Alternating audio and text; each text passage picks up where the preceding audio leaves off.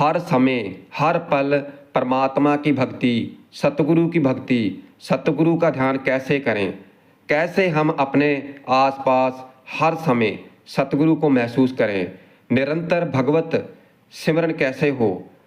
श्रीमद् भगवत गीता में भगवान श्री कृष्ण जी ने कहा है, तस्मात् सर्वेषु कलेषु मामानुस्मर युद्ध चाह।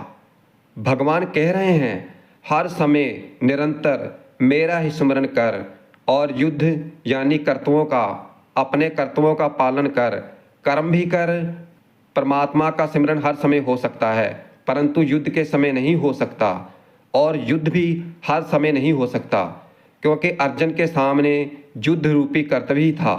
अब जैसे जो परिवार वाले हैं, गृहस्थी वाले हैं, तो उनके सामने उनके घर के काम हैं और युद्ध की तरह घरों के काम धंधे भी सभी समय नहीं हो सकते।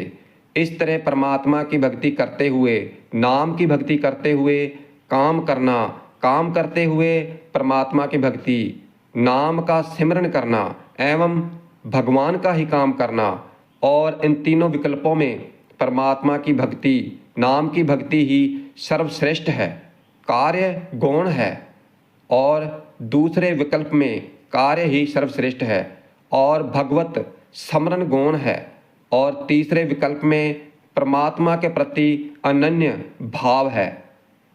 हम काम करते हुए उस परमात्मा को भूल जाते हैं। इसमें स्वयं की सावधानी तो खास कारण है ही, परंतु साथ में एक भारी भूल भी है, और ये एक सिद्धांत है कि जिसके प्रति प्रेम होता है, ममता होती है, तो उसका सोते ही सिमरन होता है। लोग काम धंधों को अपना मानते हैं, उनके प्रति ममता रखते हैं, तो उन्हें केवल काम धंधों की याद आती है, परमात्मा की नहीं।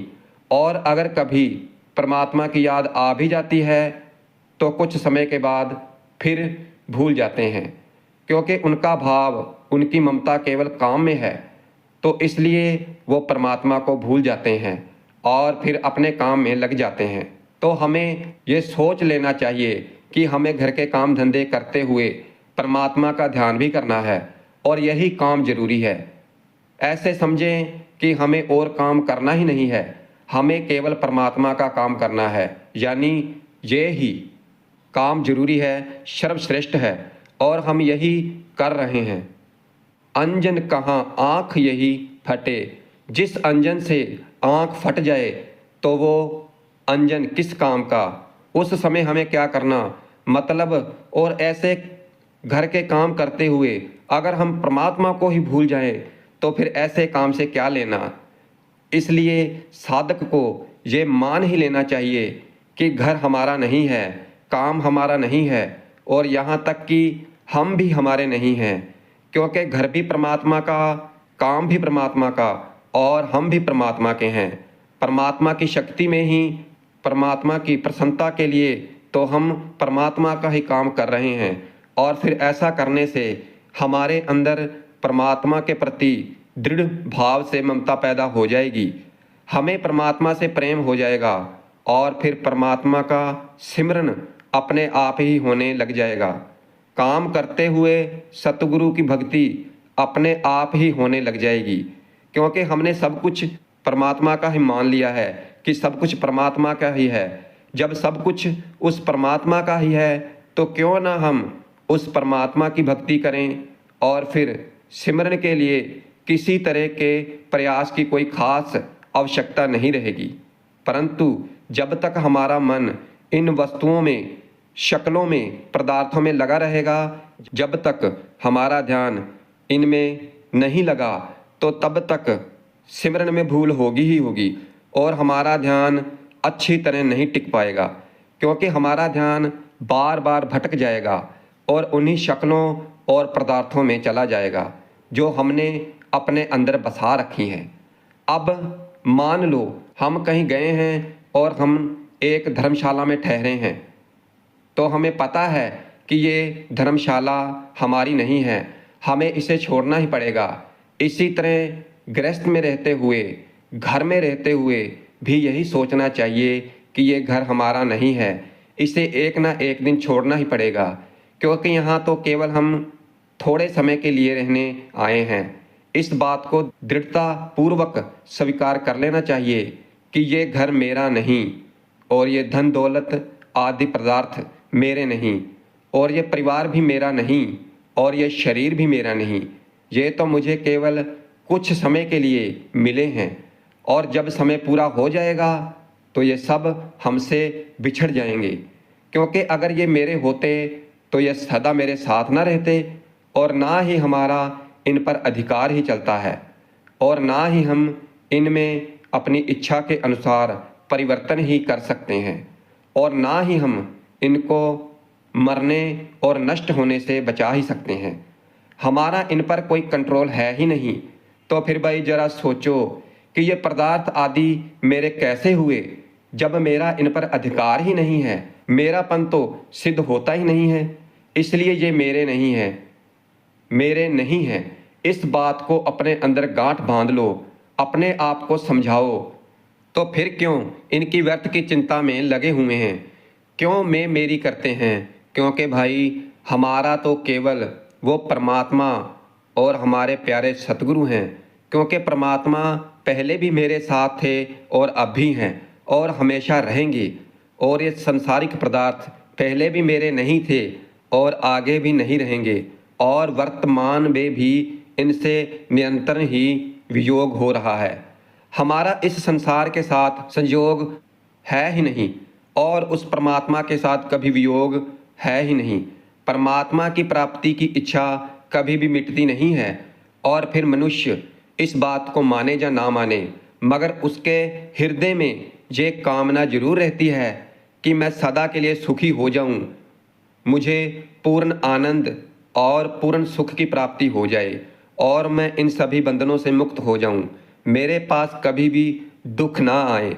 यही परमात्मा को हासिल करने की इच्छा है, और ये इच्छा अवश्य पूरी होती है, क्योंकि ये वास्तविक में एक सच्ची इच्छा है।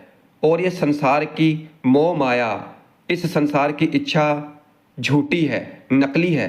क्योंकि ये इच्छाएं तो बनती हैं और मिटती रहती हैं, मगर कभी पूरी नहीं होती। और लोगों ने मिथ्या धारणा कर रखी है कि संसार की इच्छा मिटती नहीं, मगर सच्चाई तो ये है कि ये इच्छा टिकती नहीं, बदलती रहती है। अब जैसे बचपन में कोई इच्छाएं थी और जवानी में कोई और हो जाती हैं, और फिर बुढ़ापे में तो इच्छा का रूप ही बदल जाता है। क्योंकि संसार स्वयं परिवर्तनशील है, और संसार की इच्छा भी परिवर्तनशील ही है, और शरीर भी परिवर्तनशील ही है। और संसार की इच्छाएं शरीर की इच्छाएं हैं, व्यक्ति की स्वयं की इच्छा नहीं। स्वयं यानी जीव अपवर्तनशील है, परमात्मा भी अपवर्तनशील है, एवं परमात्मा की इच्छा भी अपवर्तनशील ही है। इसलिए उस परमात्मा की प्राप्ति की इच्छा ही स्वयं की इच्छा है। क्योंकि ये जो सांसारिक पदार्थ हैं तो ये शरीर को ही प्राप्त हो सकते हैं, स्वयं को नहीं। स्वयं को तो परमात्मा ही प्राप्त हो सकते हैं, क्योंकि संसार सांसारिक पदार्थ एवं शरीर की जातीय एकता है। इसी प्रकार परमात्मा एवं स्वयं यानी जीव की जातीय एकता है। संबंध जातीय का ही होता है, विजातीय का नहीं। संसार के अंश को संसार की इच्छा है, एवं परमात्मा के अंश को परमात्मा की इच्छा है। संसार का काम और घर परिवार का काम भी शरीर, मन, इंद्रिया आदि का ही काम है, हमारा काम नहीं है। हमारा काम तो परमात्मा की भक्ति करना, नाम की भक्ति करना है। भगवत को प्राप्त करना ही हमारा असल काम है। हमें केवल भगवत की प्राप्ति की इच्छा है, और भगवत की प्राप्ति ही हमारी वास्तविक इच्छा है। क्योंकि ये संसार का काम तो पराया काम है, और इसी से पता चला स्वयं सिद्ध नित्य संबंध है। परंतु ज्ञान न होने के कारण संसार को एवं संसार के कामों को अपना मान लेने के कारण ही जीव कार्य करते समय परमात्मा को भूल जाता है। और जीव अगर दृढ़ता पूर्वक परमात्मा के साथ अपने नित्य सत्य समस्त संबंध को स्वीकार करके केवल उन्हें अपना मान ले, केवल परमात्मा की प्राप्ति के कार्य के अलावा किसी भी कार्य को अपना ना माने, तो फिर वो भगवत को कभी भूल ही नहीं सकता, भगवान को कभी भूल ही नहीं सकता। संसार की इच्छा करने से और संसार के संबंध मानने के कारण ही भगवत की प्राप्ति में भूल होती है, भगवत प्राप्ति में भूल होती। अतः अपने वास्तविक संबंध एवं कार्य को पहचानना चाहिए। अब सवाल आता है कि निरंतर भगवत सिमरन के लिए नाम जप की आवश्यकता हो। इसका उत्तर है कि हाँ, क्योंकि इस कलयुग के समय में केवल नाम की भक्ति ही सर्वोपरि साधन है और नाम की भक्ति से सभी काम अपने आप ही ठीक हो जाते हैं। नाम राम को कल्पत्रु कल कल्याण निवासु। राम जी का नाम रूपी कल्पत्रु कलयुग में बहुत कल्याण करता है। कल्पत्रु से जो चाहे सो ले लो। और निरंतर नाम का सिमरन करने से, नाम की कमाई करने से इसमें रस आने लगता है। और जो करते हैं, जो मेहनत करते हैं, यानी जो दिन रात श्वासोश्वास नाम का सिमरन करते हैं, तो उन्हें रस आने लगता है। और केवल इसे वही जान सकता है, वही महसूस कर सकता है। जैसे मिठाई खाने वाला ही उसकी मिठास को जान सकता है, ऐसे ही नाम की भक्ति करने वाला ही, नाम की कमाई करने वाला ही इस रस को जान सकता है। और नाम की भक्ति से अति अधिक लाभ होते हैं। नाम जप से, नाम की भक्ति से विषय विकार, वासनाएं, तृष्णाएं, कामनाएं ये सभी दूर हो जाती हैं और पाप नष्ट हो जाते हैं और शांति मिलती है और भक्ति बढ़ती है। और नाम की भक्ति करने से असंभव भी संभव हो सकता है। इसीलिए जब भी मन में चिंता आए तो आधा घंटा, 1 घंटा नाम का सिमरन करने में लग जाओ, फिर देखना चिंता मिट जाएगी। और नाम की कमाई करने वाले नामेय हो जाते हैं, क्योंकि ये नाम जप ही असली धन है जो हमारे साथ जाता है। इसलिए कहा गया है, धनवंता सोई जानिए जाके राम नाम धन होए। नाम की कीमत कोई लगा नहीं सकता, ये अमूल्य रत्न है। पायो री मैंने राम रतन धन पायो। नाम को सौगुण और निर्गुण से भी बड़ा बताया है। कहो कहाँ लाग नाम बड़ाई राम, ना सके ही नाम गुण गाई। कहते हैं कि नाम के इतने गुण हैं कि अगर स्वयं परमात्मा भी गाना चाहे तो नहीं गा सकते। नाम की महिमा अपरंपार है, असीम है और अनंत है। कि नाम जप की खास विधि क्या है? सतगुरु के स्वरूप का ध्यान करते हुए, अर्थ को समझते हुए सतगुरु के होकर नाम का जप करें। नाम जप गुप्त रूप से और निष्काम भाव से करें और नाम की भक्ति निरंतर करते रहें। नाम को भूल ना जाएं। तो इसके लिए एक उपाय है कि मन ही मन में परमात्मा को प्रणाम करके उनसे प्रार्थना करें कि हे प्रभु, ऐसी कृपा करना कि मैं आपको भूलूं नहीं। हे प्रभु, मैं आपको भूलूं नहीं। तो ऐसा थोड़ी थोड़ी देर में करते रहें।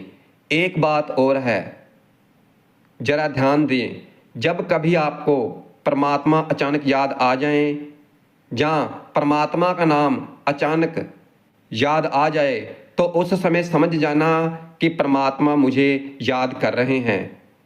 और ऐसा समझकर प्रसन्न हो जाओ कि मैं निहाल हो गया, मुझे परमात्मा ने याद कर लिया और अब बाकी और काम बाद में करेंगे।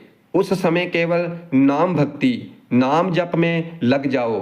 तो ऐसा करने से भक्ति बढ़ती है और ऐसा करने से ही हर समय परमात्मा की, सतगुरु की भक्ति चल सकती है और वो हमें हमेशा अपने आसपास ही महसूस होते हैं। हमें ऐसा महसूस होता है कि जैसे सतगुरु जी हर समय हमारे आसपास ही हैं। तो इसलिए हमें हर काम छोड़ देने चाहिए, मगर उस परमात्मा की भक्ति नहीं छोड़नी चाहिए। हमें जब तो उस परमात्मा को जरूर याद करना चाहिए।